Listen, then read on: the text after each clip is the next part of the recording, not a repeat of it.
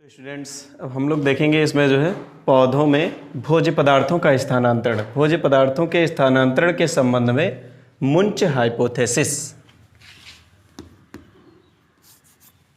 मुंच hypothesis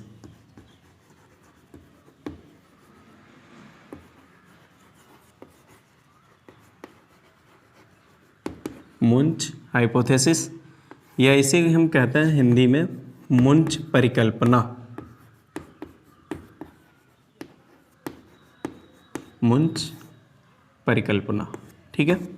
मुंच hypothesis ये पौधों में भोज्य पदार्थों के स्थानांतरण के संबंध में दिया था, एक मत अपना प्रस्तुत किया था। एक वैज्ञानिक थे जिनका नाम था अर्नेस्ट मुंच, जिसे हम शॉर्ट में ई मुंच लिखते हैं, ई मुंच या अर्नेस्ट मुंच। इन्होंने पौधों में भोज्य पदार्थों के स्थानांतरण के संबंध में अपना मत प्रस्तुत किया था, एक परिकल्पना दी जिसे हम मुंच परिकल्पना के नाम से जानते हैं। इसमें है क्या, देखते हैं। इन्होंने क्या किया था कि इन्होंने दो पात्र लिए थे, पात्र ए और पात्र बी, ठीक है। दो अर्धपारगम्य झिल्ली के बने पात्र लिए थे, पात्र ए और पात्र बी।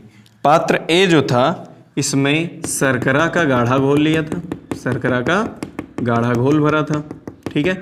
ये इसमें शर्करा का गाढ़ा घोल लिया। और पात्र बी जो था, पात्र बी में इन्होंने सादा जल लिया, ठीक है। फिर जब इसका दोनों पात्रों का संबंध नलिका सी की सहायता से एक दूसरे से कर दिया। पात्र ए में शर्करा का गाढ़ा घोल लिया था, इसमें हम लिख दें सांद्र शर्करा विलयन, सांद्र शर्करा विलयन, ठीक है। पात्र ए में शर्करा का सादा घोल लिया था, जो है सांद्र घोल।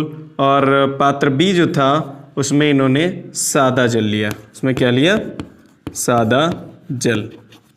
ये जो सादा जल लिया था, अब इन दोनों पात्रों का संबंध नलिका सी की सहायता से कर दिया।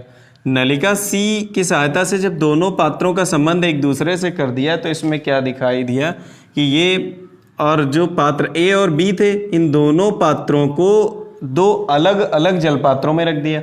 इन दोनों पात्रों को, पात्र ए तथा पात्र बी को, दोनों को अलग अलग जल पात्रों में रख दिया।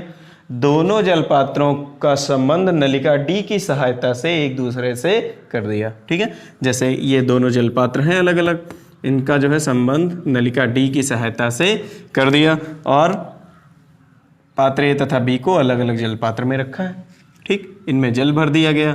अब क्या होगा कि ये अर्धपारगम्य झिल्ली के बने हुए पात्र हैं, ठीक है। ये दो पात्र जो हैं ये अर्धपारगम्य झिल्ली के बने हुए हैं, मीन्स सेमी परमिएबल मेम्ब्रेन के बने हुए हैं। तो इसमें क्या होगा कि जो जल के अणु जो होंगे परासरण क्रिया के द्वारा, ठीक है, इसमें जल के अणु इसके अंदर प्रवेश करेंगे, जल के अणु अंदर प्रवेश करेंगे। और जब जल के अणु अंदर प्रवेश करेंगे तो यहाँ जल की मात्रा पात्र ए में बढ़ेगी, तो यहाँ से जल जो होगा नलिका सी की सहायता से होता हुआ पात्र बी में आएगा। जल जो होगा पात्र ए से पात्र बी में नलिका सी की सहायता से आएगा, ठीक है। अब इसमें शर्करा का घोल है, गाढ़ा घोल, तो उसमें शर्करा के अणु भी पात्र ए से पात्र बी में आएंगे, ठीक है। ये क्रिया तब तक चलती रहेगी जब तक कि दोनों पात्रों की सांद्रताएं समान नहीं हो जाती, ठीक। या हम कह लें कि यह क्रिया तब तक चलती रहती है जब तक कि दोनों पात्रों में, पात्र ए तथा बी दोनों पात्रों में शर्करा अणुओं की सांद्रता समान नहीं हो जाती है, तब तक ये क्रिया कंटिन्यू चलती रहेगी। अब इसमें हम देखते हैं कि अगर यहाँ पर जैसे इसमें हम शर्करा की मात्रा क्या करें, बढ़ाते रहें, शर्करा की मात्रा को बढ़ाते रहें, क्या होगा, शर्करा अणुओं का प्रवेश, शर्करा अणुओं का प्रवेश, ठीक है। शर्करा की मात्रा अगर हम बढ़ाते रहेंगे तो जब यहाँ पर शर्करा की मात्रा बढ़ती रहेगी तो इधर से शर्करा के अणु जल के अणुओं के साथ साथ पात्र बी में जाते रहेंगे, ठीक है। अब जब इधर हम शर्करा की मात्रा बढ़ाते रहें और इस पात्र बी से शर्करा अणुओं को बाहर निकालते रहें, शर्करा अणुओं को क्या करेंगे, बाहर पात्र बी से हम निकालते रहें, ठीक, शर्करा अणुओं का निष्कासन होता रहे। ठीक, तो ये क्या होगा, यहाँ पर हम लिख देंगे शर्करा अणुओं का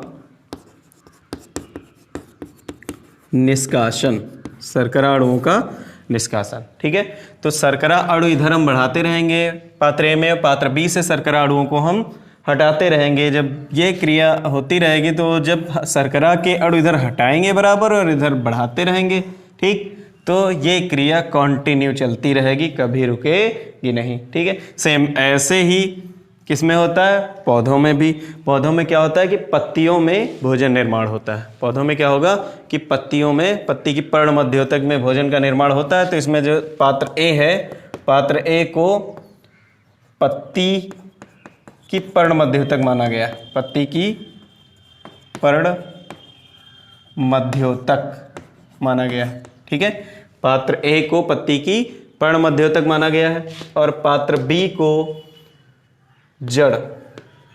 ठीक है, या पौधे का वह भाग, पौधे का वह भाग जहाँ पर भोजन का उपयोग होता है, पौधे का वह भाग जहाँ भोजन का उपयोग होता है। जैसे पत्ती में भोजन बनता है, पौधे की पत्ती में भोजन बनता है, पत्ती से जड़ तक पहुँचने में उसके बीच के टोटल पार्ट्स जो होते हैं पौधे के वो कवर हो जाते हैं। ठीक है, सभी भागों में भोजन पहुँच जाता है, उसका स्थानांतरण हो जाता है। सेम ऐसे ही तो पत्ती, जो पत्ती का पर्ण मध्योतक माना गया है पात्र ए को और पात्र बी को माना गया है जड़, या वह स्थान, पौधे का वह भाग जहाँ पर भोजन का जो है उपयोग होता है। ठीक है, तो भोजन का उपयोग का मतलब भोजन की खपत हो रही, जैसे यहाँ शर्करा आ रही, शर्करा बाहर निकल जा रही है, मतलब भोजन का उपयोग ही है एक हिसाब से, जैसे पौधों में अगर इस मॉडल को अप्लाई किया जाए। ठीक है, तो पात्र बी हो गया।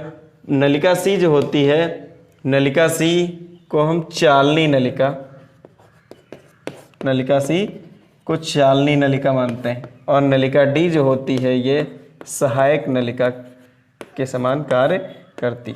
ठीक है, नलिका डी जो होती है सहायक नलिका के समान कार्य करती है। ठीक है, तो ये इसे हम मुंच हाइपोथेसिस कहते हैं। जैसे पौधों में कि भोजन का निर्माण जो होता है, जैसे पौधों में भोजन का निर्माण कहाँ होता है, पत्ती के पर्ण मध्योतक में होता है और पत्ती में भोजन का निर्माण होगा फिर फ्लोएम के द्वारा, फ्लोएम के द्वारा पौधे के विभिन्न भागों तक भोजन क्या होता है, पहुंचता रहता है। पत्ती में बराबर भोजन का निर्माण होता रहेगा, फूड फॉर्मेशन हमेशा जो है पत्ती में होती रहेगी। ठीक है, जैसे पात्र ए है तो यहाँ हम बराबर शर्करा के अणुओं को बढ़ाते रहेंगे, जब शर्करा के अणु डालते रहेंगे तो समझ लो यहाँ पर भोजन का निर्माण हो रहा है कंटिन्यू। और ये पात्र बी है, पात्र बी में यही भोजन मतलब शर्करा के अणु आएंगे और पात्र बी को हम जड़ मानते हैं या वह स्थान मानते हैं जहाँ पर भोजन का उपयोग होता है या उपभोग होता है या उसकी खपत होती है। अर्थात यहाँ से पात्र बी से जो है शर्करा के अणुओं को हम बाहर निकाल लेते हैं और जब बाहर निकालते रहेंगे तो यह क्रिया तब तक चलती रहती है जब तक दोनों तरफ सांद्रताएं समान नहीं हो जाती, और जब हम शर्करा को हटाते रहेंगे, यहाँ से शर्करा के अणुओं को बढ़ाते रहेंगे तो ये क्रिया अनवरत रूप से कंटिन्यू चलती रहेगी। इसे हम मुंच हाइपोथेसिस या मुंच परिकल्पना के नाम से जानते हैं। ठीक है।